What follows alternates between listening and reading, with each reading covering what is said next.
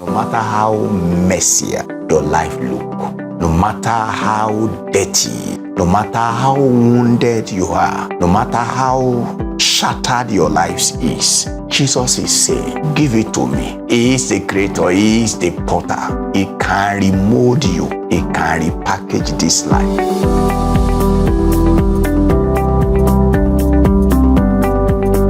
Holy Father, glory be to your name. Honor and power and majesty to your name, Lord. Lord, send your word to us. Help our lives. Do us good. Thank you, Father. In Jesus' name we pray. Amen. Yeah.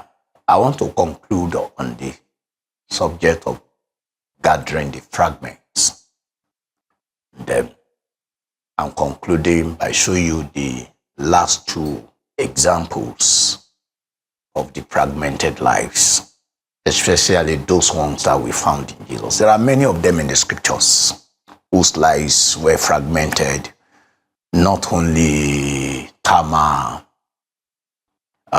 Rahab, Ruth, and Uriah's wife. There are men also, a lot of them in the scriptures. We have the Samaritan woman also. The Samaritan woman was also a fragmented life. You know, a woman who had 6 failed marriages, or 5. Yeah, she had 5 failed marriages. And she was living with a man, and Jesus still told her, that man is not your husband. But Jesus didn't discard her. Jesus Christ attended to her, made her life whole again. She eventually delivered destiny. The reason why she came to life was fulfilled. So you are the next person now that Jesus wants to walk upon if you just present your life to him. Mary Magdalene, even the disciples of David, those who were discouraged, depressed, about 400 men came to David. All of them, their lives were made whole again and they became mighty men of valor. So, now let's look at Ruth and look at Uriah's wife. Their stories are familiar. Now, when you read 2 Samuel chapter 11, verses 1 to 27, that's where you find the story of Uriah, Uriah's wife, Bathsheba. Bathsheba was bathing, and the king saw her, and he sent for her, and he slept with her. And she was with a child. And in the bid of David the king, a man after God's heart, to cover that wickedness, you know, he withdrew her husband from the battlefield. And the man refused to go. Eventually, the king has to exercise his power to allow the man to be killed. But just for you to know that God is God of justice, the Holy Scripture still writes that Bathsheba is Uriah's wife. But she was the one who gave birth to Solomon. She gave birth to Solomon, and David is the father because the husband is now dead. Now, but the covenant of mercy prevailed to make Solomon to be the king of Israel. David had many wives even before Uriah's wife came. But by the reason of divine mercy, God chose the son of Uriah's wife, Bathsheba, to be the king, the 3rd king of Israel.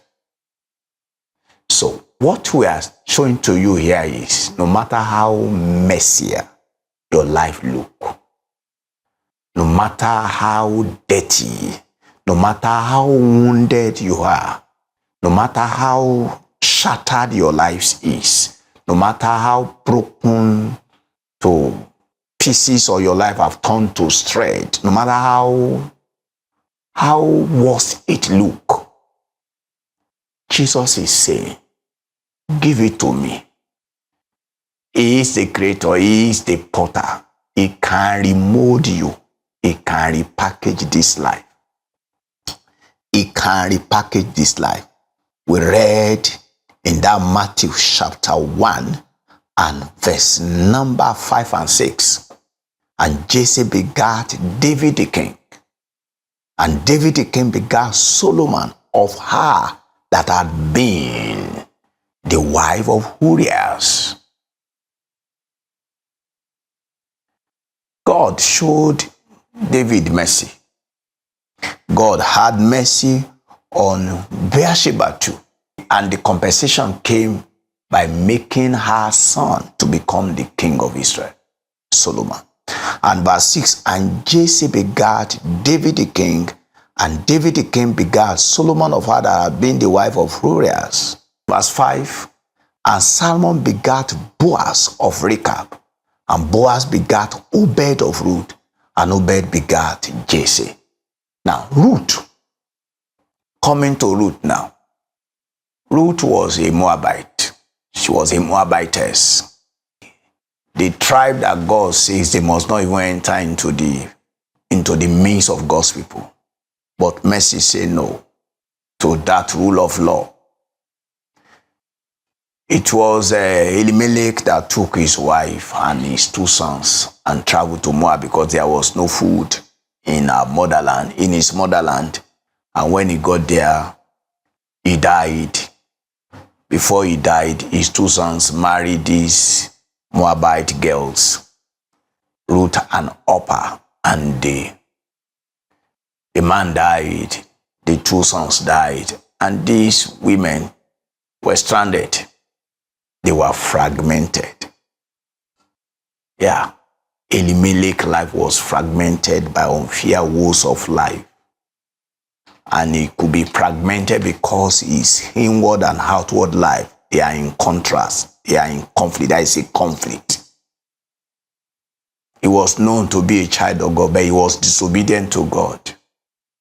That was why he left the place where he's supposed to be. And that is it. Now, Naomi decided to come back home. And she came. But before she left Moab, she told these women to go back to their father's house because there is no hope for them with her. But Ruth cleft to her mother-in-law. Not only to her mother-in-law, even to the God of Israel, the God of her mother-in-law. And the mother-in-law, Naomi, was saying, don't follow me. There is no hope. You can't. There is no child for you to wait for. And there is no hope for me to have any child again because I'm already old. I can't go back home now and be married for what? No, go back. But this lady said no. She said no, and she kept following. And she came to the land. Fragmented land. She came fragmented. Both of them were fragmented. Naomi was fragmented. Ruth was fragmented. But mercy came. Mercy came and mercy intervened. Now, do you know that Ruth now married Boaz? It is this Ruth that gave birth to Obed. Now, Obed, who is the son of Boaz and Ruth, now gave birth to Jesse. Meaning that Ruth is the grandmother of Jesse, great-grandmother of David. So Jesse gave birth to David. David gave birth to Solomon. And this Solomon came through Bathsheba, who had married Uriah before. So, showing you what mercy can do. Showing you how God can rewrite story. We are not preaching that your life should be like them. But we are telling you that God who showed these people mercy can show you also mercy.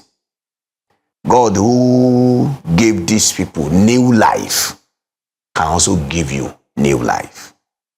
That is, if you will let go of whatever you are holding on to now. and to let God start your life afresh. Nothing that you are to do. There is no need for argument. You just need to plead for mercy. You just need to plead for mercy. I just need to pray prayer of faith now. Say, Lord, this is my life. Take it and rewrite the story of my life. Lord, take this life and rewrite my story. Show me mercy, God. Show me mercy, God. These broken pieces of my life, I present it to you. Gather this life together. Remove this life for your glory, Lord. Bring something new out of this life.